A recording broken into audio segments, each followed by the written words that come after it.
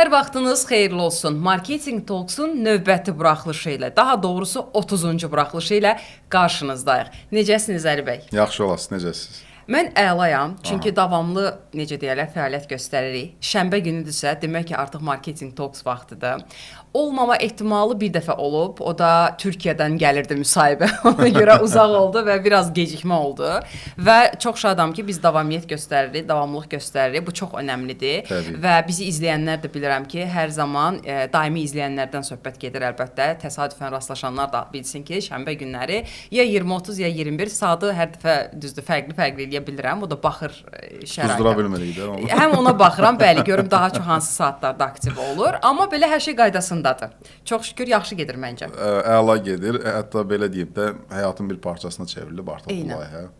İstər-istəməz bu mühitdə qonaqlarla, sizinlə görüşməyəndə elə bir sanki nəsə bir əksiklik var iş həyatımızda. Ona görə sizi bayaq görəndə belə ürəklə salamladım. Doğrudan çoxdan da görüşmürük. Bizdə hər şənbə yayımlanır, amma əvvəlcədən çəkiliş elədiyimizə görə bəzən görməyə bilirik. Məncə burada dayandıraq, ağlamaq yavaş-yavaş artıq ağlamaq.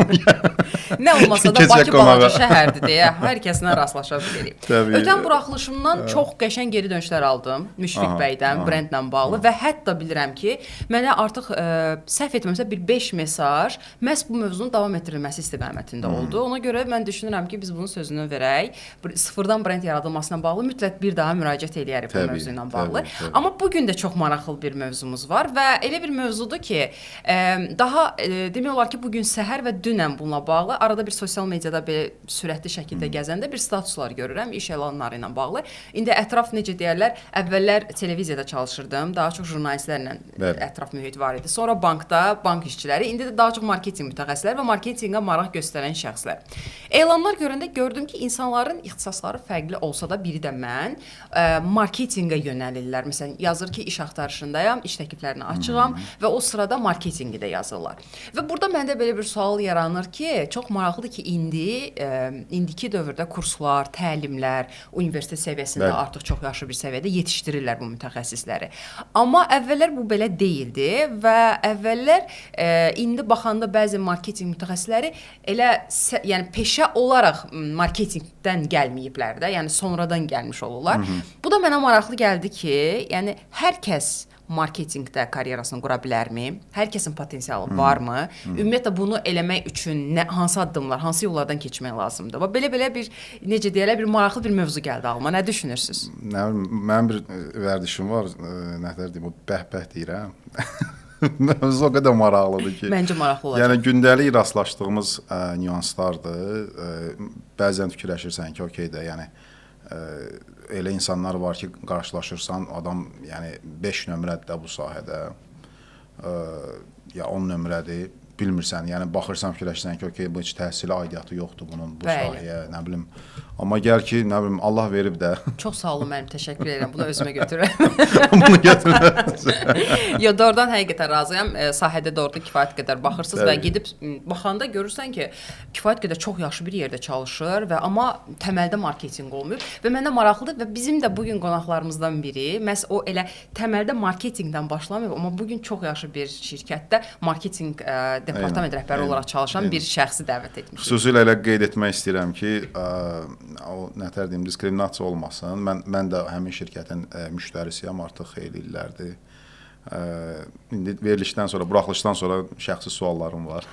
Onları da müzakirə edəcəm. Mən heç hansı şirkətin müştərisi olduğunu açıqlamıram. Bu sponsorlardan asılı olan bir şeydir. Hər an dəyişdirə bilərəm.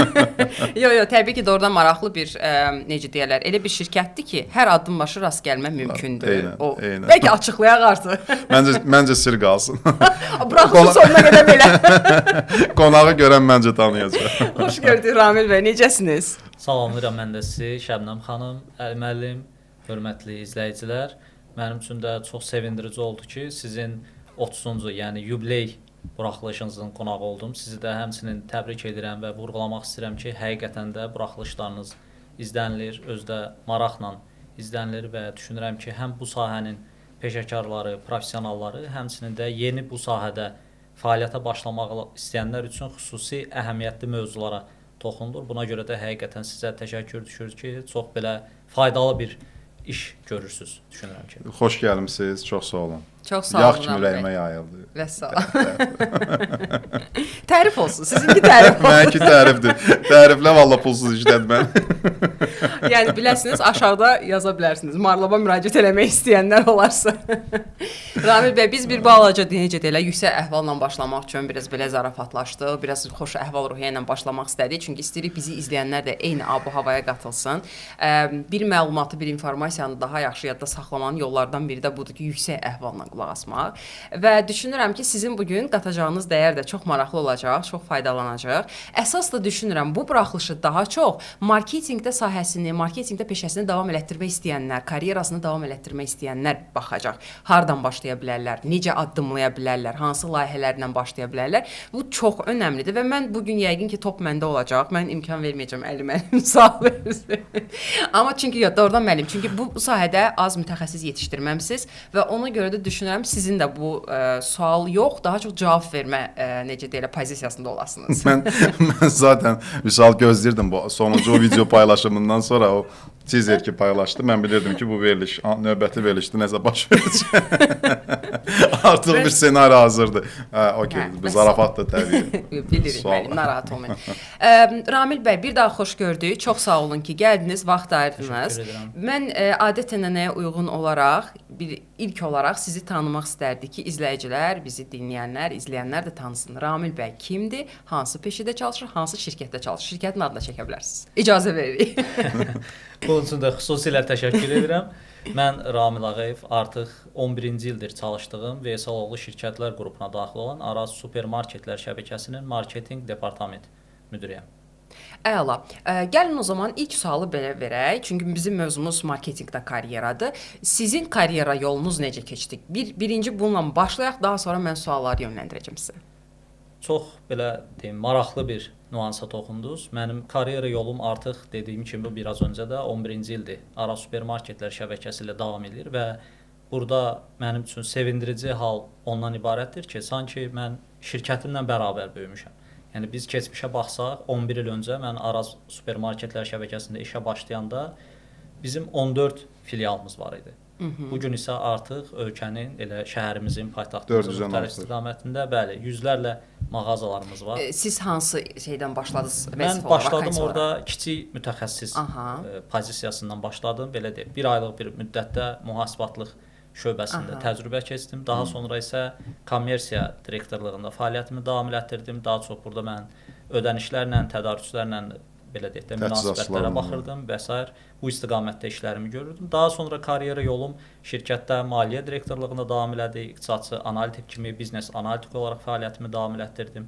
Daha sonra müştəri əlaqələrinin idarə olunması şöbəsi quruldu və mən orada şöbə rəhbəri kimi fəaliyyətimi davam etdirdim. Daha sonra topdan satış layihəsi quruldu, franchising layihəsi quruldu və mən də bu layihələrə belə deyək də transfer olundum. O layihələr inkişaf etdi, müəyyən mərhələlərə gəldi. Daha sonra satış əməliyyatlarında ehtiyac yarandı, karyeramı orada davam etdirdim. Daha sonra yenidən kommersiyada fəaliyyətimi davam etdirdim. Franchising şöbəsində strateji planlama, inkişaf şöbəsi müdiri olaraq davam elədim. Ən sonda isə 2 ilə yaxın müddətdə satış direktorluğunda, yəni birbaşa sahədə satış komandası ilə birlikdə çalışdım və elə satış komandasından da marketinqə departament müdiri kimi transfer olundum. Artıq 1 ildən artıq bir müddətdir ki, mən marketinq komandasında departament müdiri olaraq çalışıram. Məncə belə pis çıxmasın, siz elə 10 ildir marketinqdə çalışırsınız. Çünki birdən orada bu mühasiblər məndən inciməsi, mühasibatı kənara qoysaq, təcrübə keçdiyiniz dönəmi, siz 10 ildir marketinqdəsiniz. Əslində elə indiki işimin müəyyən hissəsi bəzən olur ki, mühasibatlığa da toxunur, maliyyədə toxunur. Elə bu səbəbdən düşünürəm ki, belə deyim, indi o 11 illik dövrdə qazanmış olduğum təcrübənin əslində mən indi marketinqdə bir növ onun bəhrələrini toplayıram, ondan faydalanıram. Çünki həm struktursal olaraq şirkətin bütün fəaliyyətindən xəbərim var. Əslində bizim bilirsiniz də marketinqin həm də fəaliyyət sahələrindən biri kommunikasiyadır. Bu kommunikasiyanın özü də həm daxili kommunikasiyadan ibarətdir, həm də xarici kommunikasiyadan ibarətdir. Mən artıq şirkətin belə deyim də həm komanda yoldaşlarımızı daha yaxından tanıyıram, onların işlərinə bələdəm, kim hansı işi görür. Sonunda ümumi məqsədlər hamıya bəllidir, amma onların o yolda hansı çətinliklərinin olduğunu bilirəm. kimə necə faydalı ola bilərik, kommunikasiya cəhətdən, kimə necə toxuna bilərik, bunları bilirəm. Və həmçinin sahədə işlədiyim üçün, satışda işlədiyim üçün bizim müştərilərimiz nə istəyir? Müştərilərimiz əsasən kütlə olaraq kimdən ibarətdir? Hansı hədəf kütləmiz var? Bunları biri var, biz bazar araşdırmaları eləyək, sorğular nəticəsində müəyyən eləyək ki, bunlar da ehtiyacdır, amma bir də var, mən onlarla birbaşa ünsiyyətdə olmuşam. Birbaşa fəaliyyətimdə onlara toxunmuşam, onları hiss eləmişəm. Və buna görə də mən bugünkü gün biz hansısa bir marketinq aktivitetəsi eləyəndə mən artıq hiss eləyə bilirəm ki, müştərilərimizdə hansı təsiri yarada biləcək. Xoş və yaxud da varsa mənfi hal nə ola bilər deyə. Bunlara toxunacaq. Çünki mənə də maraqlıdır ki, məhz bu sahədə marketinq, yəni müştəri istehlakçı davranışının araşdırılması, onların əvvəlcədən necə təyin edilməsi, kampaniyaların ona uyğun hazırlanmasına bir balaca onlara toxunacağam. Burada istəyərdim ki, eyni zamanda Əli müəllim sizdən də soruşum. Ramil bəy danışdı, kifayət qədər çox maraqlı sahələrdən keçib və özünüz də vurğuladınız ki, əslində elə marketinqdə çalışmış oldu. Mən istəyərdim ki, elə ilkdən, elə başlayarkən bizi izləyən ən çox gənclər, hansı ki marketinqə sahib, mən bilirəm kifayət qədər var və bizi izləyirlər. Onlara bir tövsiyə kimi də, görürsünüz bu yoldan başlayıb hansı sahələrdə. Ola bilir ki, bəzən təcrübəçi kimi gəlir şirkətə və tutaq ki, insan resursları deyir ki, yox, sən mühasibin yanında kiçik mütəxəssis olaraq başla. Amma bu insan əvvəlcədən istəyir ki, yox, mən marketinqə istəyirəm. Və necəsə bir yol qət eləyir, yaxud da ümumiyyətlə imtina edir ki, yox, onda mən burada çalışmaq istəmirəm. Çox istəyərdim ki, bir o incə məqamı biraz daha səbirli olmalarını, biraz daha öz üzərlərində çalışmalarını, sizdən də bir onu eşidərdik. Onda ağlamalı həyatımdan bir dənə nümunə gətirim. Yox, gülək deməli. Yox, elə gülmək üçün deyirəm. Mən məsələn, mənim belə deyək də marketinqə aidiyyatı, hələ yadıma gəlir ki, təcrübəçi olduğum dönəmlərdə marketinqə aidiyyatı işim qapılara flyer paylamaq idi. Yəni, məsələnin işin qara tərəfindən başlamışam. Şirkət çağırırdı, deyirdi ki, filan məhsullarımızdır. Öyrən, başa düş falan elə, get qapıları dök, reklam elə bunları və s. və ilə axır. Və təbii ki, karyeramə bankda başlamışam. O vaxt kiçik kreditlər təklif olunurdu bizneslərə və biz və yaxud da istehlak kreditləri təklif olunurdu və s. və ilə axır. Biz hansısa bir formada xırda reklam fəaliyyətlərinə cəlb olunuruq. Təcrübəçi olduğumuza görə gənc personaldan şirkətlər belə istiqamətlərdə daha çox istifadə edir və buna da peşman deyiləm. Və nümunə olaraq niyə buradan başladım? Əslində sonra təbii ki, marketinqdə başlanğıc illərdə mən əsas görəvim Ramil bəy qeyd elədiyi kimi birinci növbədə biznesi başa düşməli idim. İkinci növbədə biznes modeli başa düşməliyim ki, bunlar necə pul qazanır. Üçüncü növbədə hər bir məhsul, xidmət nədən ibarətdir? Yəni, sən əgər bunu bilmirsənsə, başa düşmürsənsə və öyrənmək niyyətində deyilsənsə, yəni hətta bugün yaradıcı tərəfdə işləyən, reklam tərəfdə işləyənə də ilk növbədə məhsulu, xidməti tanımaq, bu artıq belə deyək də aksiyomadır. Bu yenilik deyil. Digər tərəfdən həmin zamanlarda həmişə deyinirdim ki, şirkət mənə elə hər qara işi mənə tapşırır. Nə bilim, o dövrləri mən marketinqin o 2000-ci illərin əvvəlin, indi mənim öz təcrübəmə görə daş dövrü həmişə adlandırıram. Yadıma gəlir ki, bankda çalışırdım. Hələ nə qara iş olurdu, mənə tapşırırdılar da. Nə bilim, promo hədiyyələr təchiz olunmalıdır banka, onun dalca düşməlisən. Nə bilim, indi belə komfort var ki, ixtisaslaşma var, saytı düzəldən ayrıdır, nə bilim, reklamı çəkən, fikirləşən ayrıdır, nə bilim, falan ayrıdır. O vaxt bizdə elə bir söhbət yox idi. Gəldiyim heç bir ayda öldü, mənə dedilər ki, başla dizayn öyrənmək. Biz dizayner falan götürən deyilik, xırda işləri özün eləyəcəksən. Gəldiyim 2 ay deyildi, dedilər ki, saytı da sən eləyəcəksən, nə bilim, başqa iş də sən eləyəcəksən. Və apar-gətir işləri də elə üstündədir, yəni gənc işçinin. O səbəbdən baxmayaraq ki, həmin dövrdə deyinirdim, amma illər keçdikcə bəhrəsini çox gördüm. Yəni, mən başa düşdüm ki, istənilən bir işin sıfırından başlamaq ən doğru yoldur məncə. Və burada belə bir məndə sual yaranır. Birinci elə sizdən soruşmaq istərdim. Vurğuladığınız kimi artıq illər ərzində qazandığınız təcrübəni marketinq departament rəhbəri olaraq təyin edildiniz və artıq marketinqdə fəaliyyətinizə başladınız. Yenə də mənim özümə çox maraqlıdır. Orada hansısa bir çətinliklə rastlaşdınız ki, artıq nə qədər də olsa fərqli bir sahəyə keçmiş oldunuz. Düzdür, işin içindən gəlirsiniz. Amma bir çətinliyiniz oldu orada yoxsa yox? Təbii ki, əslində bütün bu uğurun ümumiyyətlə deyək də kökündə bu çətinlik var və burada önəmli olan faktorlar bizlərin və ümumiyyətlə karyerasında inkişaf etmək istəyən insanların üzərinə düşən adaptivlikdir. Bugünkü həm də dövrümüzün tələbi odur ki, kimsə bir istiqamət üzrə inkişaf eləyir, amma ehtiyac yarandıqda istiqamətini dəyişməyə hazır olmalıdır. Bunun özü ciddi bir adaptivlik tələb eləyir və dəyişikliklər heç bir zaman asan olmur. Təbii ki, asan olsaydı hər kəs tez-tez dəyişmiş ola bilərdi və hər kəs də hamı da uğurlu ola bilərdi. Təəssüf ki, bu belə deyil. Kaş ki belə olardı, amma təəssüf ki belə deyil. Buna görə də təbii ki, çətinlik bütün dəyişikliklərdə olur. Elə mənim marketinq departamentinə transferim də dəyişiklik oldu. Bu artıq yeni bir mühit idi. Mən yeni ixtisaslarla tanış olurdum. Yeni ixtisasların dərinliklərini bilməli idim. Məsələn, biraz öncə Əlim bildirdiyi kimi, mən artıq dizaynın səthi bilməli deyiləm. Biraz dərinliyə enməliyəm. Dizaynerlərin fəaliyyətindən xəbərim olmalıdır. Hansı istiqamətdə necə biz effektiv ola bilərik və ya trade marketing sahəsində və yaxud da müştəri əlaqələrini deyək ki, zaten daha dərindən bilirdim, amma bunun kommunikasiya tərəfini inkişaf elətdirmək lazımdır və s. Təbii ki, inkişafa ehtiyac duyulan sahələr var, öyrənməyə həmişə açığıq. Biz hələ də heç də hər şeyi tam bilmirik, yenə də öyrənməliyik və öyrənməyə də davam edirik.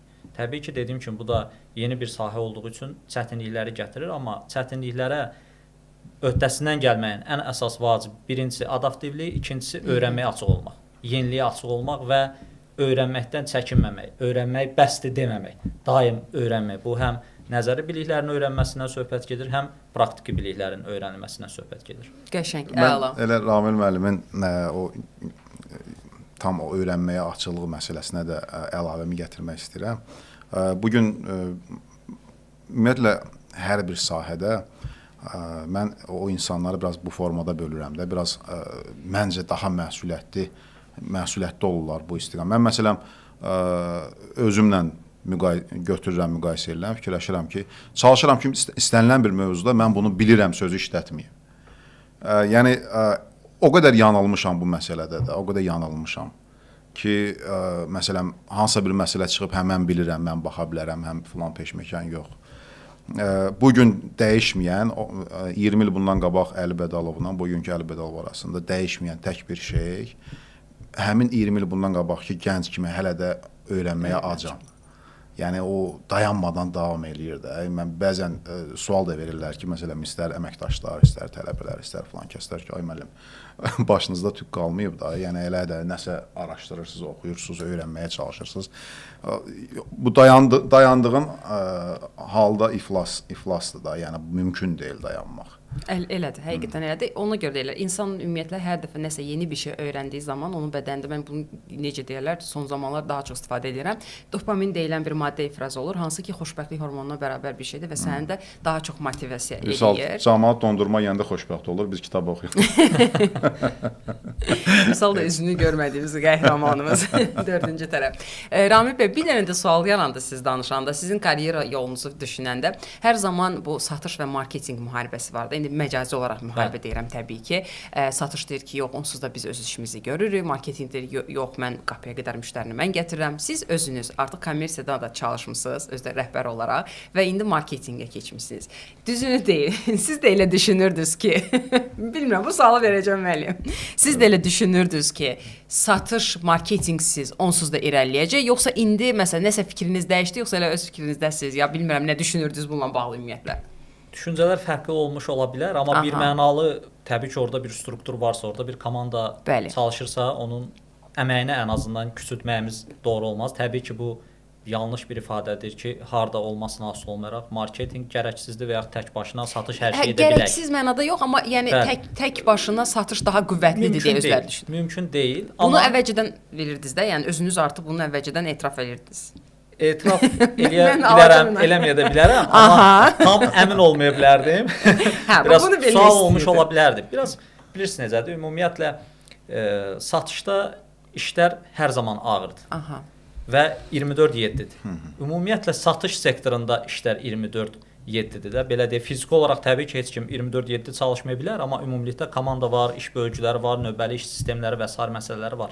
Biraz orada olanda ola bilir ki, tam 360 dərəcə mənzərəni görməmək olur, amma təbii ki, marketinqdə olanda, amma satışı hiss edib gələndə bu artıq 360 dərəcə mənzərəni görməyə imkan verir. Tək marketinqdə də olanda o tərəfə baxışlar olur, suallar olur, biz üstünü mövqeyi olur, amma əslində biraz üstünü təyin eləmək çətindir və hətta ikisi biri olmadan tam da üstün deyil. Elə şirkətin üstün olması o satışın, marketinqin eyni nöqtəyə vurmasıdır, eyni düşüncədə olmasıdır. Təbii ki, fərqli tərəfləri var.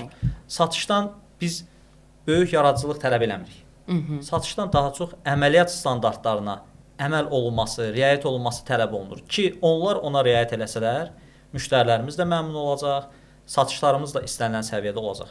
Marketinqdən isə biraz bunun üzərinə çıxması istənilir. Ora bir yaradıcılıq qatılması da istənilir. Çünki marketinq daha çox bayraqdardır, öndə gedəndir.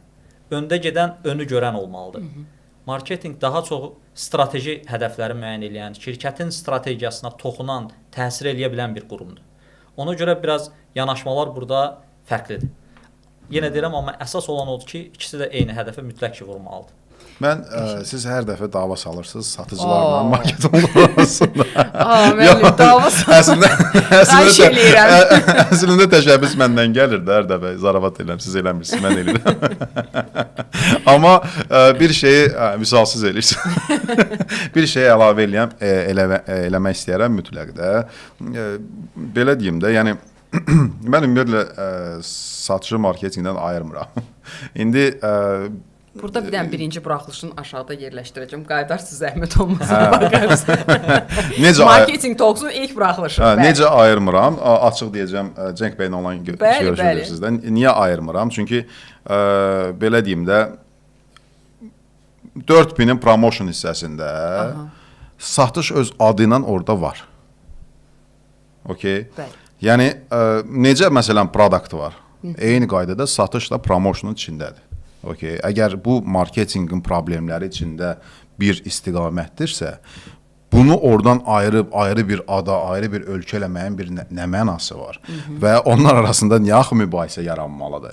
Siz marketinqin zaten içindəsiniz, satış olaraq içindəsiniz və kommunikasiyanın bir qolusunuz, bir istiqamətisiniz.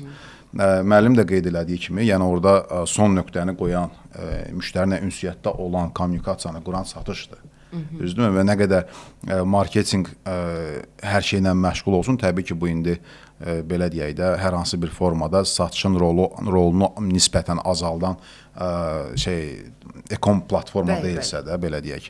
Əgər fiziki xidmətdən söhbət gedirsə, orada son atışı, son nöqtəni qoyan təbii ki, satış üzərindən ünsiyyətdir və bu da, yenə qeyd edirəm, 4-1-də promotionda satış öz yerini göstərir.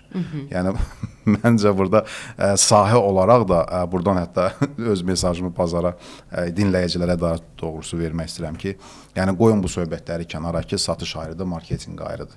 Xeyr, elə deyil. Yəni, bunun elmində də göstərir ki, satış hansı hissədədir. Aydındır. Əlimin sözünə bir qüvvət eləyim. Bizim Türkiyə, belə deyək də, qardaşlarımızın bir ifadəsi var. Eyləm böyükdür, söyləm olmalıdır. Marketinqin işi eyləmdirsə, daha doğrusu üzrüstəm, söyləmdirsə, deməkdirsə, satışın da işi onu eləməkdir, göstərməkdir. Bu bir-birindən ayrı, qeyri-mümkün olan bir şeydir. Yəni, biz deyirik ki, bizdə əladır, yaxşı reklamlarımız var, qəşəng dizaynlarımız var, amma gəlirik mağazamızda müştəriyə düzgün xidmət göstərmirik. Təbii ki, bu qeyri-mümkün olan bir faktordur. Məcburuq ki, hətta oradakı xidmətimiz bizim reklamımızdan da üstün olmuş olsun. Yəni, eyləmimiz böyükdür olsun söyləmimizdən. O zaman bizim marketinq fəaliyyətimiz uğurlu olmuş olacaq. Araya deməm pis oldu. Lazım idisə. Lazım idi, valla. Sualınız var, müəllim, buyurun. Bir də ki, əksər şirkətlərdə niyə bu, belə deyək də, mübahisəyə zəmin yaranır? Çünki şirkətlərin əksəriyyəti marketinqi ancaq kommunikasiya ilə limitləyir. Amma o düşünəndə ki, okey, məsələn, indi Ramil bəygilin şirkətin nümunə götürəndə satın almadan başlayır da hər şey, düzdürmü? Yəni, düzdür, şirkətlər qrupunun özünün istehsal etdiyi məhsullar da var, hansı ki, bugün rəflərdə yer tutur. Amma eyni zamanda da şirkət bir pərakəndə sürətli istehlak məhsullarında bir distributordur. Yəni rəfə çıxardandır məhsulları bu şirkət. Satın almadan başlayır. Yəni məhsulların seçimidir. Niyə bu məhsullar ora yerləşdirilməlidir? Hansına daha çox yer verilməlidir, hansına daha az yer verilə bilər? Nə bilim, onun planlamasından, yəni o satış, o məkanın planlamasından tutmuş. Yəni hara baxsaz 4P-dir də bu məsələ. Yəni bu mümkün deyil. Amma əfsuslar olsun ki, belə deyək də, bir çox hallarda şirkətlərdə marketinq fəaliyyəti ancaq kommunikasiya ilə limitlənir. Marketinq şöbəsi adı gələndə düşünürlər ki, marketinq şöbəsi burada elə reklamçılar oturur.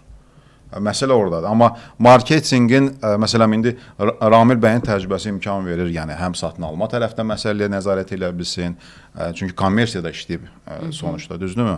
Eyni zamanda yerləşdirmə, merchandising məsələləridir və s. və ilaxır. Yəni 4P-nin hər bir istiqaməti üzrə məkanların seçilməsidir, planlanmasıdır, distribusiya siyasətinin formalaşdırılmasıdır və s. və ilaxır. Yəni hər bir şeydə istər-istəməz öz fəaliyyətini qura bilir, çünki təcrübəsi ona imkan verə bilir. Okay. Amma kommunikasiya, satışın o dediyi bəhanə nədir? Reklamımız zəifdir. Ona görə ki, marketinq reklamla limitlənir. Problem ondadır. Hə, aydındır, aydındır. Mən indi biraz istiqaməti dəyişməyə çalışacağam. Sizin əlavə həqiqətən, yəni həqiqətən vardı. Müəllim, valla siz sualınız varsa buyurun. Mən artıq özümü söyləyirəm. Mənə bir həftə məzuniyyət lazımdır. Bəlkə ondan sonra sualı. Elə. Zaravat edirəm. Mən xoşdur oradan da cavab verən tərəfdə olmaq da biraz dəyişiklik eləmək lazımdır. Milli marketinq forumundan gördük məni. Artıq siz speaker vəzifəsinə keçdiniz də moderatordan. Mən bilirsiz istiqaməti niyə dəyişmək istəyirəm? Bir balaca sizin sahə çox maraqlı bir sahədir və orada istehlakçı davranışı çox maraqlıdır. Yəni hər sahədə olan bir şey deyil. Gündəlik nəzərə tutsaq ki, statistikada da insanlar ən çox pul xərclədiyi şey ərzaq və qida məhsullarıdır. Burada istehlakçı davranışı mənə maraqlıdır. Çünki sürətli iş getməlidir. Çünki dayanmadan dəyişir. Məhsullarla bağlı, kampaniyalarla bağlı, trendlərlə bağlı. Bütün bunları eyni anda riayət etmək, istehlakçı davranışını nəzərə almaq, araşdırmaq, nə bilim, bu hədəf auditoriyaya uyğun nə isə hazırlamaq mənə çox maraqlı gəlir və mən düşünürəm ki, hətta bilmirəm, bəlkə də yanılaram, mənə elə gəlir ki, qida sahəsində marketinq daha çətindir, nəinki digər sahələrdə. Biraz biri var ki, avtomobil sahəsində bir maşın hər gün satılmaya bilər, amma biz dayanmadan reklamını edirik. Amma ərzaq elədir ki, dayanmadan tükənir və bu gün alan sabah geri dönüşünü eləyə bilir. Sualı bu yöndə vermək istəyərdim ki, özünüz dediniz ki, müştəri araşdırmaları tərəfində də çalışırsınız da. Bu sahədə ümumiyyətlə, yəni birincisi ümumiyyətlə bilmək istəyərdim ki, doğrudan da düşündüyüm qədər belə çətin bir məsələdir. Bir də istehlakçı davranışı necə hər dəfə necə deyək, yenilənirmi? Ümumiyyətlə onun araşdırması, sualımı toparlaya bilmirəm amma. Mən toparlayım. Real olaraq CRM istifadə edirsiniz yoxsa? Çox sağ olun müəllim. Mən deyim sizə, burada məsələ necədir? Dediyiniz kimi birinci növbədə həqiqətən də bu sektorun hədəf kütləsi böyükdür. Deyə bilərik ki, hətta hər kəsdir. Yəni özü alış-verişə gələ bilməyən 5 aylıq, 6 aylıq uşaqdan tutmuş, ən ahıl yaşlı insanlara qədər. Hədəf kütləsi bu əslində işin müsbət tərəfidir. Çətindirmi? Dediyinizdən qat-qat çətindir. Çünki yenə də insanların burada ağırlıqlı olaraq günlük tələbat məhsulları qarşılanır. Yəni qiymətə maksimum həssaslıq var, keyfiyyətə maksimum həssaslıq var, çeşidin bolluğuna maksimum həssaslıq var və bir də ciddi bir rəqabət var. Böyüyən bazarda ciddi bir rəqabət var. Bu məqamda bir məsələni vurğulayım. Bizdə Azərbaycanda ümumilikdə şəbəkələşmiş ticarətlərin, şəbəkələşmiş marketlərin ümumi ticarət dövriyyəsindəki payı 30%-dir. Müqayisə üçün qonşu Gürcüstanda bu rəqəm 60%-in üzərindədir. Bu real rəqəmdir. Bəli, real faktlara, rəqəmlərə əsasən dövlətin də statistikasına, bizim də araşdırmalara əsasən rəqəmlərdir. Türkiyədə bu rəqəm 80%-ə axır çatır, 70%-in üzərindədir. Bu Rusiyada da aşağı yuxarı 65-70%-dir. Bu əhali sayına əlaqədar ola bilirmi? Xeyr, mən deyəcəm sizə. Rusiyada da bu rəqəm təxminən 70-75%. Məhəllə marketləri falan. Əhali sayı 10 milyon, aşağı yuxarı bizdən yaxın olan Macaristanda bu rəqəm düşünün ki 85%-dir. Daha da inkişaf etmiş Avropa ölkələrində, Amerikada bu rəqəm artıq 95%-in üzərlərindədir. Səbəb nədir sizcə? Səbəb burada birinci vacib başlıca səbəb kimi biz göstərə bilərik logistikanı. Bizdə hələ logistika istiqamətində tədarük zəncirində görüləcək çox işlər var. Mən bizdə dediyimiz tək öz təmsil edildiyim qurumu demirəm, bəli. Sektordan danışıram ki, görüləcək hələ çox iş var, gediləcək hələ çox yol var. Burada bizim hələ ölkə olaraq müstəqillik tariximizin qısa olması da rol oynayır. Müəyyən inteqrasiyalarında burada rol oynayır. Xüsusən texniki imkanların burada istifadəsi. Biz pərakəndə sektora bəzən belə baxırıq ki, elə almaqdır, satmaqdır, müştəri nə istəyir, qiyməti qoyacaqsan, malı verəcəksən, xeyr. Əslində burada da işin kökündə dayanan infrastruktur məsələləri. İnfrastrukturdur. Burada həm texniki IT infrastrukturundan söhbət gedirsə, həm də insan kapitalından söhbət gedir. Bizdə ümumiyyətlə bazarda, ölkədə bu retail sahəsi üzrə peşəkarların da sayı azdır. Elə biz baxsaq, bizim şirkətin də yaxın keçmiş tarixinə baxsaq, biz bunu necə həll etməyə çalışdıq? Öz əməkdaşlarımızı, həmkarlarımızı qonşu ölkələrə göndərdik təcrübələrə, Avropa ölkələrinə təcrübələrə göndərdik. Oradan biz xarici təcrübəli insanları dəvət elədik. Əvvəllər bunlar danışmanlar kimi gəlirdilər, müəyyən bir konsultasiyalar verirdilər. Daha sonra baxdıq ki, bunlar bizlə bir yerdə çalışsalar daha faydalı olarlar. Onlar bizdən bir yerdə çalışmağa başladılar və biz bunun həqiqətən də çox ciddi faydasını gördük və biz bilirik ki, bazarda digər iştirakçılarda da eyni proses davam edir. Hətta bəziləri hələ də o Avropa təcrübəsindən yararlanmağa davam edirlər. Çünki dediyim kimi bu sektor ümumiyyətlə bizdə yeni qurulur. Və bu sektor özlüyündə inkişafı gətirir, yerli istehsalın inkişafını gətirir. Çünki kiçik sahibkar, bir kiçik sahibkar düşünün, insanın bir sexi var, istehsal bir kapasitəsi var deyək ki, istehsal gücü var, məhsulu istədiyimiz qədər istehsal edə bilir, istədiyimiz keyfiyyətdə istehsal edə bilir, amma tükəticiyə çatdıra bilmir. Çünki deyək ki, onlarla şəhər var, rayon var, qəsəbə var, bu adam yüzlərlə maşın saxlamalıdır ki, oralara aparsın, mal çatdırsın, insanlar saxlamalıdır, amma bu adam bu işi bilmir, bu adam istehsalçıdır. Şəbəkə marketlər necə töhfə verir? İstehsal eləyən, istehsalı eləyir, kontraktı bağlayır, birinci növbədə ona plan verir, nə qədər alacağını öncədən bildirir, adam da nə qədər istehsal edəcəyini bilir. İkinci növbədə də qapıdan qapıya prinsipi, yəni malı ya qapısından alır və yaxud istehsalçı bir nöqtəyə təhvil verir malı, yəni bir mərkəz ambara, mərkəz ambardan artıq başlayır məhsul filiallara dağıdılmağa. Yəni bu sektorun inkişafı özü ilə bərabər həm tədarük zəncirinin inkişafına və ən əsas da ölkədə yerli istehsalın inkişafına töhfə verən bir sektordur və biz paralel olaraq yəni 30%-lərə gəlmişik, deyək ki 10%-lərdən. Yenə deyirəm, bu 30% rəqəmi təkcə mənim təmsil etdiyim qurumu deyil. Bütün bu şəbəkələrin, bütün bazarda olan şəbəkə marketlərin toplam ticarət dövriyyəsindəki payıdır.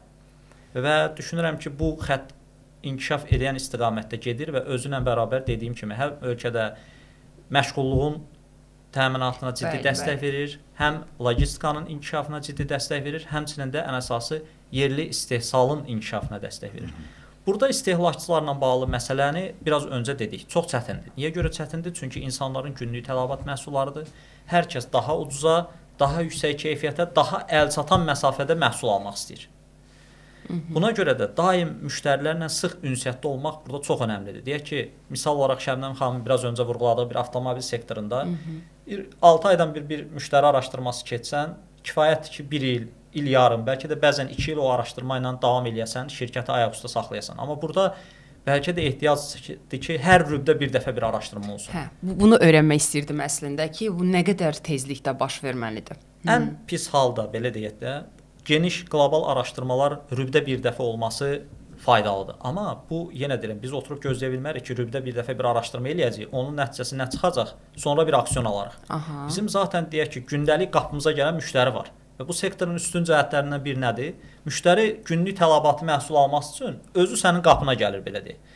Və sən qapına gələn insandan maksimum faydalana bilərsən. Bu faydalanma metodları ən primitiv üsulların deyirəm. Bizim oradakı personalımız hansı ki mağazada çalışırlar, onların müştərilərlə ünsiyyətində topladığı feedbacklər olsun. Sosial şəbəkələrimiz ciddi şəkildə aktivdir. Sosial şəbəkələrindən üzərindən gələn feedbacklər olsun. Call center mərkəzləri olsun. CRM sistemləri olsun, loyallıq proqramları olsun, hansı ki orada deyək ki, müştərilərimizin dataları var, oradan onun üzərindən sorğular keçirə bilərik və s. bu istiqamətdə fəaliyyət göstərə bilərik. Paralel bazar araşdırmaları, müştərilərlə sorğular və s. də öz yerində. Və bir mühüm məsələ də var. Bizim həmçinin nəzərdən qaçırmamalıyıq ki, bizim öz əməkdaşlarımız, elə bizim işçilər, həm də müştərilərimizdir. Bəli. Yəni biz də nəzərə alsaq ki, məsələn mənim təmsil etdiyim qurumda 11 min nəfərdən çox əməkdaşımız var. Belə özlüyündə böyük bir hədəf kütləsidir və özlüyündə böyük bir müştəri davranışlarının araşdırılması deməkdir ki, bu daha əlçatandır. Biz hər gün bir yerdəyik, hər gün bir-birimizi görürük, hər gün bir-birimizlə kontaktdayıq, eyni məqsədlər üçün xidmət edirik, amma sonunda hər birimizin ayrı-ayrı alışqanlıqlarımız var. Ayrı-ayrı tələbat formatlarımız var. Qiymətə görə, məhsulun markasına görə və s. Biz elə öz əməkdaşlarımızı izləsək, onların içərisində qısa bir müddətdə araşdırma eləyəndə artıq müəyyən istiqaməti müəyyən edə bilirik və təbii ki, digər bizim kənardan gələn müştərilərimizi də kənarda saxlamamaq şərti ilə. Yəni, bir sözlə yekunlaşdırsaq, böyük bazar araşdırmalarına ən azı rübdə bir dəfə yer ayırmaq lazımdırsa, biz müştəriləri hər gün hiss eləməliyik. Əks halda bu sahədə rəqabət çox çətin olar, bəlkə də mümkünsüz olar. Qəşəng. Əslində elə tam olaraq bunu bilmək istəyirdim. Sualımı toparlaya bilməmişdim. Çox sağ olun. Doğrudan həqiqətən o sualı tam olaraq istəmirdim sırf CRM deyə soruşum. Biraz daha ətraflı vermək istəyirdim. Və ikinci bir sualım da yaranır.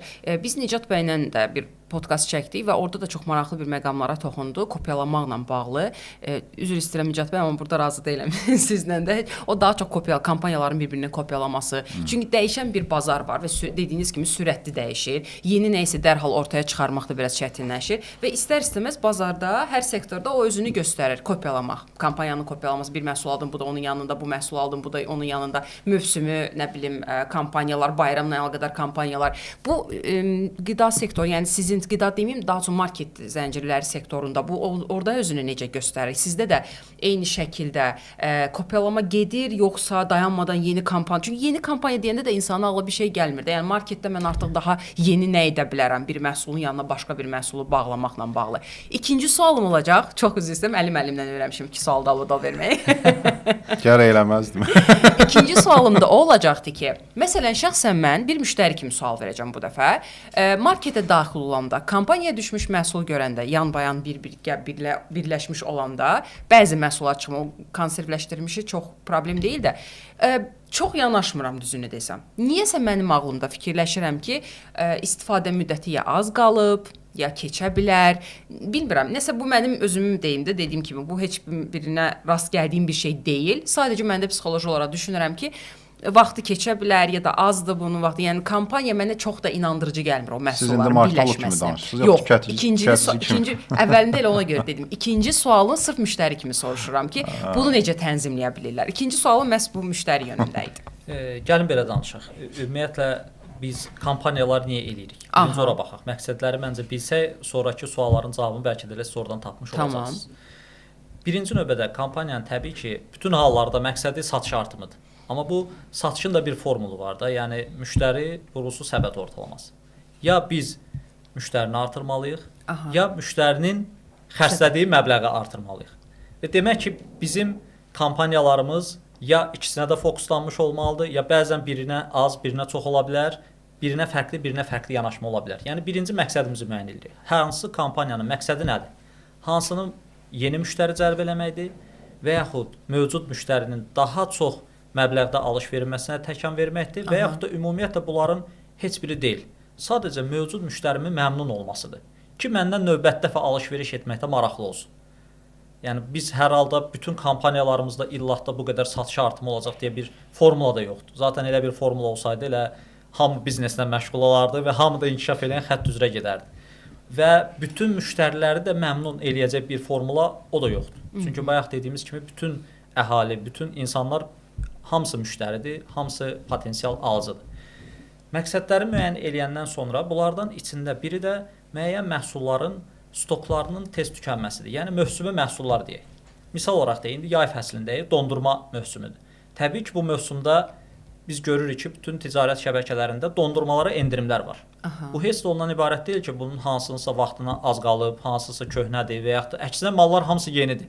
Yeni istehsal mallarıdır. Böyük əksəriyyəti ilə bu il istehsal olunan məhsullardır.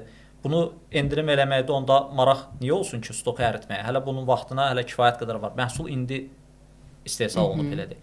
Sadəcə mövsümdür. İnsanların tələbatı buradırsa, biz də onların tələbatı üçün çalışırıqsa, burada da bir rəqabət formalaşır. Yenə də bu kampaniyaların özü də bir növ. Əslində istehlakçılar bilmədən elə kampaniyaları da istehlakçılar özləri təqdim edirlər. Öz alışqanlıqları ilə, öz vərdişləri ilə və yaxud da müəyyən bir kampaniya icra olunur. Deyək ki, onun tarixçəsinə baxılır. Hansı effekt verdi, kimlər bundan faydalandı, bizim nə qədər orada satış artımları oldu. Əgər uğurlu olubsa, eyni kampaniyanın ikinci, üçüncü dəfə keçirilməsində heç bir qüsur yoxdur. Əksinə faydalıdır ki, faydasız deyil. Və yaxud da bazarda kimsə eləyibsə, digəri də baxırsa ki, müştərilər axı istəyir bunu. Misal olaraq deyir ki, bu belə deyək, şəbəkədə bu var idi, endirim sizdə görmürəm. Avtomatik nə baş verir? Yəni onu biz deyə bilmərik də kopyaladı. O da yeni bir kampaniya eləyir. Yəni tam oxşarı da ola bilər, biraz fərqli də ola bilər. Yəni bu normal belə deyək, bazar şərtləridir. Burada həm işin peşəkar tərəfindən mən bir an öncə dediyim kimi ki, niyə kampaniyaları biz təyin edirik ümumiyyətlə və bir də ən əsası vacib istehlakçı davranışlar. Mən də sizinlə həmfikirəm ha. Yəni Nicat bəyin adını çəkdi onda. Yox, mən qaldı ki, istehlakçı kimi dediyiniz məsələlərə yenə deyirəm, biznesin marağı müştərisinin məmnun olmasındadır və satışının artırılmasındadır. Burada hər hansı bir məhsulun vaxtı keçir, endirimə qoyaq da olmuş ola bilər də. Niyə vaxtı keçsin? Məhsulun deyək ki, ömrünə çox qısa qalmayıbsa, dövlətin standartları var, aktanın tələbləri var. Bunlara riayət olunmaq şərti ilə təbii ki, bu bir mənalıdır. Məhsul endirimdə də olsa, endirimsiz də olsa bu şərtlərə riayət olunmalıdır. Bəli. Yəni ona görə xüsusi düşünmək ki, endirimə qoyulubsa, illa da burada nəsə bir hiylə var. Bu yəni 100% əminlik verə bilərəm ki, belə bir anlayış yoxdur. Və inanmıram ki, da kimdəsə də olsun. Varsa xahiş edirəm, aşağıda yazın. mən çox məşhur bir şəbəkələrin birində təəssüf ki, bu halına rastlaşmışam şəxsən ki, belə deyək də, bəlli bir çəkidə, deməli, qonaqlara vaxtına düşdü, bəlli bir, daha çox çəkidə alacağım bir məhsul var idi ki, o qonaqqaranı razı salım da, belə deyək. Təsadüfən elə baxdım ki, o məşhur şəbəkənin mağazasında həmin o sıradan məhsullarda endirimlər tətbiq olunur. Təsəvvür eləyin, ət məhsulu idi özdə. Böyük çək, ağır, çox çəkidə aldım. Kassaya çatana qədər az qala qoxusundan ürəyim getsin. Yəni, belə təmtəraqla endirim falan peşməkan qoyublar üstünə, amma təəssüf ki, belə təcrübələrlə də rastlaşılır. Əlbəttə, ola bilər. Həmin andan sonra da mən keçid elədim Araz. Super, mən açıq deyəcəm də. Yəni, yox, nə deyirəm ki, mən bir şey dedim bəyəm. Yox, oradan çox qəşəng oldu. Marketinqdə karyera deyə başladım. Gəldim bu sahədən suallar verdim çünki özümə də maraqlı gəldi. Məndə də sual yarandı, yeri gəlmişkən icazənizlə. Amma bir sual verəcəm, ikisini birdən verməyəcəm. Maraqlı gələn tərəf nədir? Yəni siz əslində indi karyeranızdan məlumat verdiniz. Mənim üçün çox maraqlıdır bu istiqamətdə məsələn. İndi təbii ki, qeyd elədiyim kimi o qeyd elədiyiniz 11 il ərzində əslində 10 il marketinqlə məşğul olmusunuz. Yəni kommersiya, marketinq falan bu mövzular hamısı bir yerdədir. Yəni orada bəlkə də maliyyə ilə bağlı bir balaca, amma maliyyə bilikləriniz və bacarıqlarınız, təcrübəniz təbii ki, o da yerinə düşüb belə deyək də. Çünki marketoloq da tək reklamçı deyil də, bu ən azından bir kalkulyatorda pul hesablamağı bacarmalıdır. İndi digər tərəfdən də sual niyə yarandı?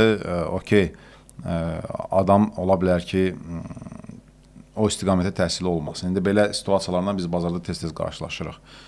Təhsili olmasın və fərqli başqa sahədə işləyir və birdən-birə keçirir marketinqə. Belə mütəxəssislər %100 demək olmaz ki, nə qədər effektivdir, nə qədər qeyri-effektivdir və s. Amma mən bilmirəm, yəni sizin indi hər halda ki, heyətinizdə kifayət qədər sayda insan var. Mən öz təcrübəmdə bunu dəfələrlə yaşamışam ki, belə olan halda mütəxəssis daha çox eksperimentlərə meyilli olur. Yəni mütəxəssisin elmi yoxdur, biliyi o istiqamətdə təbii ki, hər istiqamətdə getmiş söhbət öz sahəsində elmi biliyi var, amma marketinq sahəsində olmamağı ya kasadlığı bunu fərqli eksperimentlərə məcbur eləyir. Hər bir eksperiment də bilirsiniz ki, biznes üçün bahalıdır. Yəni elə eksperiment ola bilər ki, milyonlarla bir xərc qoyulur il ərzində həmin işə. Amma bu adam uyğun bir bilikləri yoxdur deyə məcburdur yoxlaya bir işlər görsün. Amma ortalıqda büdcə xərclənir. Təcrübəmdə elə mütəxəssislərlə rastlaşmışam ki, belə deyək də, qərar verən şəxs deyil, amma işin yaradıcı tərəfindədir. O elə bir risk yaratmır məsələn. Yaradıcı tərəfdədir. Adam vaxtı ikən IT sahəsini öyrənib, gəlib indi dizayner işləyir. Okay, əla qabiliyyətim var, bir zövq formalaşdıra bilirsən, nə bilim, dəb formalaşdıra bilirsən, işdə əla. Amma qərar vericilərdə mən bu riskləri həmişə ya da orta qərar vericilər ya da yuxarı qərar vericilərdə bu risklərlə çox vaxt rastlaşmışam ki, sahə ilə bağlı bəlli bir indi ola bilər dinləyicilər desin ki, müəllim kim deyə nəzəriyyəni oxuyan elə əsas praktikadır. Bu tez eləyir bu fikirdə. Misal olaraq nümunə gətirmək istəyirəm. Hardasa bir neçə gün öncə fərqli bizneslərdə olan marketinq rəhbərləri ilə tez görüşürəm və çəkinmədən buradan deyəcəm elə. Mən yenə də deyirəm, bunları etiraf eləməklə sanki özümü onlardan ayırıb yüksəyə qoymaq fikrində deyiləm, amma faktı bildirmək istəyirəm. Marketinq rəhbəri rəhbər olsa da eksperimentdən danışır daha çox. Yəni belə deyim də adama deyəndə ki, məsələn, danışdığın hərfin yeri əlifbada əslində buradadır. Sən bunu niyə eksperiment edirsən ki? Çünki bundan qabaq başqa hərfin gəlməyin adam bilsəydi, o eksperimentə ehtiyac yoxdur. Fikrimi çatdıra bildim. Amma rəhbərdir, adam danışır və sən başa düşürsən ki, bu əlifbadakı hərflərin yerindən xəbərsizdir. Fikrimi çatdıra bilirəm də. Və özüm üçün də mən biraz vırçıq eləm ki, demək bu əgər belə qərar verirsə, demək bu reklama da bir babat pul xərcləyib. Özü də məsələn danışır işlərindən. Filan şeyi yoxlamısan, bilirsin nəyə bənzər? Maliyyə etkisi gedir də orada. Təbii maliyyə etkisidir, reputasiya riski yarana bilər və yaxud da ki, uzun vadəli bir markalaşma problemi yarana bilər və s. və ilaxır. Amma ölçü meyarlarından məsələn danışırdı. Ölçü meyarlarından danışanda baxdım ki, əslində heç ölçü meyarları deyil. Amma adam özünü inandırır ki, güya bu ölçü meyarlarıdır. Fikrimi çatdıra bildim. Yəni sorry də, yəni okey, nəzəriyyə və bilik olmasa, o nəzəriyyə də zaten keçilmiş bir təcrübənin üzərində yazılan bir şeydir. Okey. Nəzəriyyəsi olmayanların məncə daha böyük risklər etmə ehtimalları var. Bu mənim şəxsi fikrimdir, bilmirəm. Çətin bir məqamda əslində burada nəyisə təsdiqləmək və yaxud nəyisə inkar etmək də olmur. Çünki siz dediyiniz kimi də vəziyyət də dəyişir. Orada artıq bizi izləyənlər öz aralarında müzakirə edə bilərlər. Məsələn, nümunə götürək. İndi bilmirəm Ramil bəy də razılaşar yoxsa nümunə götürək. Hər bir sahənin öz mütəxəssis adı üzərinə gəlirsə, hər bir sahə mütəxəssisi varsa, məsələn, elektriklər, məsələn, mexaniklər, iqtisadçılar, buxalterlər, nə bilim filan. Hüquqşünas gəlsin, sabahdan başlasın, misal üçün deyirəm də, buxalter nə qədər səhv eləyəcək, düzdür, amma səhv eləyə öyrənəcək. Məsələ ondadır. Üzr istəyirəm, mən biraz deyim bu mövzuda öz fikrimi. Burada məsələ necədir? İndi müasir menecment təcrübəsində də bu belə tənzimlənir ki, pillələr qalxdıqca, yəni vəzifə statusları artdıqca zaten realdır və belə də olmalıdır ki, o insan texniki biliklərdən çıxsın və maksimum menecment qabiliyyətindən, strateji məsələlərə, bacarıqlarından inkişaf elətdirsin və ondan istifadə eləsin. Əks halda nə baş verəcək? Mikromenecment baş verəcək. Mikromenecment olanda nə olacaq? Hamımız dolayısıyla öz yerimizdə saymış olacaq. Çünki ancaq cari işlərlə məşğul olmuş olacaq və belə olanda şirkətin də inkişafı, irəli getməsi biraz sual altında olacaq. Bəlkə də öz yerində qalacaq, bəlkə də iflasa uğramayacaq, geri getməyəcək, amma irəli getməsi böyük sual altında olacaq. Elə bu səbəbdəndir ki, biz nə qədər yuxarı belə deyək də vəzifə pillələrinə qalxdıqca burada daha çox menecment bacarıqlarının olması mühüm əhəmiyyət kəsb edir. Yəni bizim menecment qabiliyyətimiz üstün olduqca, idarəetmə bacarıqlarımız yüksək olduqca artıq bizim müxtəlif pozisiyalarda, rəhbər pozisiyalarında dəyərləndirməyimiz də şirkət üçün bir sıxıntı olmayacaq və burada xüsusilə önəmli bir rol alır elə menecmentin özündə də kommunikasiya. Kommunikasiya təkcə partnyorlardan söhbət getmir, təkcə müştərilərlə söhbət getmir. Elə öz komanda yoldaşlarımızla kommunikasiyanın düzgün qurulmasından söhbət gedir. Onlarla ünsiyyətin düzgün qurulmasından gedir. Strateji hədəflərin onlara düzgün anladılmasından söhbət gedir. Yəni nə qədər biz öz komandamızdakı əməkdaşlarımıza düzgün brieflər versək, strategiyamızı onlara düzgün izah eləyə bilsək, düzgün istəklərimizi onlara çatdıra bilsək, onlardan da maksimum çox biz işimizə faydalı nəticələr əldə eləmiş olacaq. İstər bir yaradıcı insan olsun, bayaqdan misal olaraq deyirəm, elə dizayn nümunəsindən, təcrübəsindən danışırıq. Biz bir dizaynerə nə istədiyimizi, beynimizdəki bir brendi necə görmək istədiyimizi anlada bilməsək, ondan heç bir zaman yaxşı nəticə əldə eləyə bilməyəcəyik. İndi biz baxaq. Bu dizaynerin belə deyək də üzərində duran, onu idarə edən menecer dizayn işini bilməlidirmi, texnik tərəfini? Bilməsə də olar.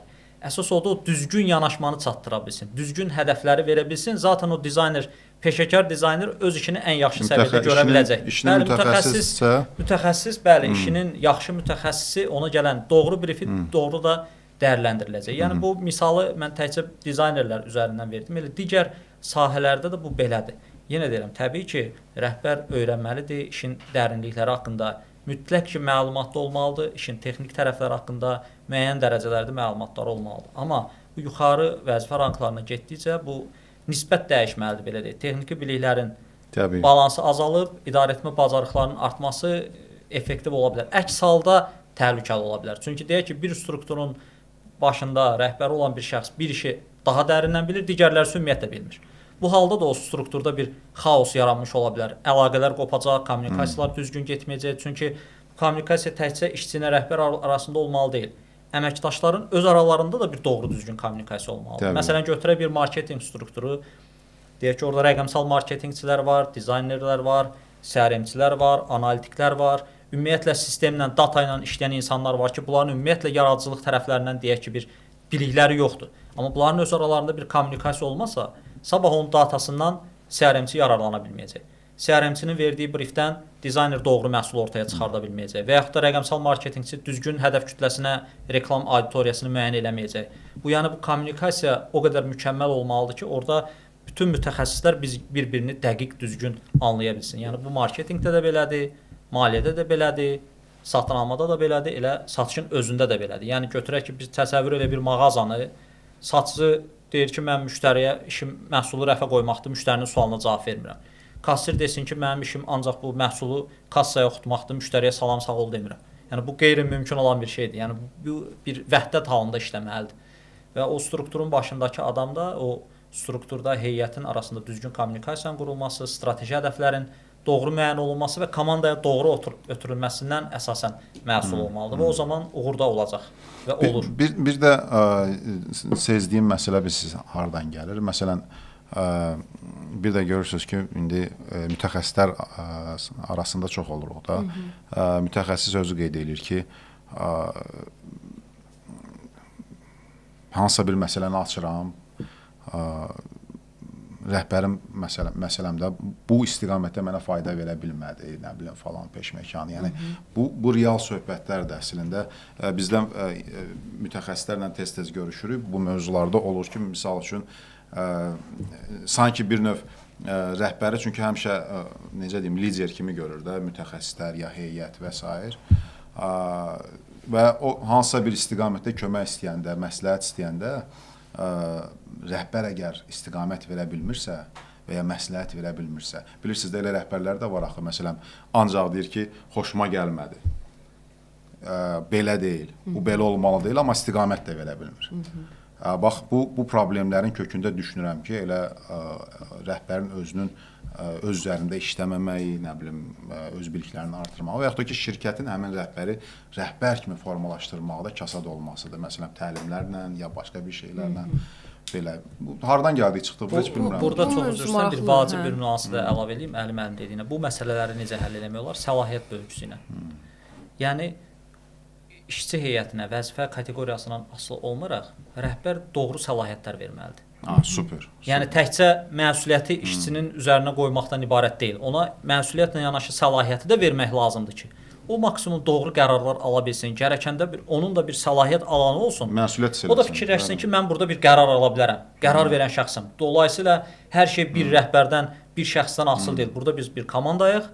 Hamımızın belə deyək də bir çorbada, bir tuzu var. Və hamımız əlimiz daşın altındadır. Bu prinsiplə yanaşanda orada birmənalı uğur olmuş olur və əsl komanda işi olmuş olur. Tam razıyam. Burada o zaman məndə belə bir şey yaranır ki, fikir yaranır ki, daha çox menecmentlik bacarığının olması önəmlidir, daha çox. Yəni bilik, ixtisas falan ola bilər ki, siz dediyiniz kimi də nəzəri tərəfini inkişaf elətdirməyib, amma insanın özünün menecmentlik bacarığının olması onu bu sahədə həmin o dediyiniz risklərdən qoruya bilir. Çünki məndə əgər yaxşı kvalifikasiyalı mütəxəssisləri və heyəti varsa, o da başqa bir şey. Hə, təbii ki. Amma bütün hallarda da biraz öncə də bildirmişdik biz verilişin əvvəlində. Bu öyrənməkdən geri qalmaq lazım deyil də. Yəni menecment Təbii ideal ki. səviyyədə Arxayın hər şey olmasan, yaxşıdır, hər şey. arxayın Təbii ki, olmadan təbii bu ki. olmayacaq da. Yəni Təbii ki. paralel olmalıdır bu. Öyrənmək. Yəni bu dayanmaq olmaz. Bugün 11 ilin təcrübəsi danışdı sizinlə. Qəşəng. Mən Yəni, heç bir saatın hardan necə hara? keçdiyini bilmədim. Həqiqətən də çox sağ olun, çox təşəkkür Çox edirəm. zövq aldım. Yəni tam marketinqdə karyera ilə başladıq, fərqli sahəyə keçdik, ondan sonra yenidən bura qayıtdıq. Çox maraqlı bir özüm üçün qeydlərim belə oldu. Yəni mütləq ki, faydalanacağımıza əminəm. Bizim bir adət-ənənəmiz vardı. Uzun müddət onu rəayət eləmirdik, amma istəyərdim ki, yenə də sizlə də davam eləyək. Bizi izləyənlərə hər zaman bizim qonaqların kitab tövsiyəsi olurdu. Bəlkə sizin də bir kitab tövsiyəniz var. İndi ola bilər ki, xatırlamasanız belə, sonra da mənimlə paylaşarsınız. Mən mütləq aşağıda qeyd edeyim ki, bəlkə oxumaq istəyənlər olar. Olar, mən paylaşaram sizə. Əla. O zaman gözləyəcəyik. Çox təşəkkür edirəm Çox Ramil sağ olun, bəy. gəldiniz. Çox Mən maraqlı sağ olun. müsahibə oldu. Çox sağ Həqiqətən olun. çox maraqlı təcrübələrinizdən çox yaxşı şəkildə belə deyək də faydalandım və düşünürəm ki, bizi izləyən hər kəs üçün də bu maraqlı bir şey olacaq. İstər menecment olaraq, istər marketinqə gələn yol olaraq, ixtisas baxımından, istər marketlərdə çalışmanın o şeyi, necə deyirlər, ardıcıllıq mənim özümə də çox maraqlı gəldi və bu dəfə artıq marketə girəndə biraz daha fərqli gözlə girmiş olacağam ki, istərsiniz izlənməsi də var. Çox xoşuma gəldi. Çox təşəkkür edirəm. Zövq aldım. Mən təşəkkür edirəm ki, belə bir şərait yaratdınız və burdan da yenə son olaraq gənclərə xüsusən hansı ki, istəyirlər karyeralarını yeni başlayırlar qurmağa, öyrənməkdən çəkinməsinlər. Heç bir işə yeni başlamaqdan qorxmasınlar ki, burada hələ maaş azdır, təcrübə keçəcəm, gələcək necə olacaq, bunu fikirləşmək lazım deyil. Mütləq başlamaq lazımdır və özdə həvəslə başlamaq lazımdır. O zaman uğur da gələcək. Yəni həvəs, istək və öyrənmə. Bunlar yanaşı olarsa uğur da mütləq ki, gələcək. Çox əla mesaj oldu. Çox təşəkkür edirəm və əminəm ki, doğrudan da çox faydalı mesaj oldu. O çəkinmək var. Öyrənməyini öyrənirlər, amma gəlib işə çatanda işin çətinliyindən geri addım ata bilirlər, amma halbuki əsl məqam elə həmin anda başlayır. Çox sağ olun. Doğru. Çox təşəkkür edirik. Sağ olun. Siz sağ olun. Minnətdaram. Bəli, bu gün də çox maraqlı bir mövzu ilə maraqlı bir qonaqla müzakirə etdik. Valla mən necə bir saat keçdi bilmədim. Həqiqətən də çox xoş oldu. Bəlkə də başdan izləyəndə bizim studiyanın biraz daha fərqli olduğunu sezdiniz. Yenə də Media Fabrikdəyik, amma onların yeni studiyasındayıq. Mən çox bəyəndim yeni studiyalarını bu arada. İnşallah bizə də düşərli olar və 60-cı Marketing Talks podkastını birlikdə hazırlayarıq. İnşallah. Görüşərik hələlik. Sağ olun.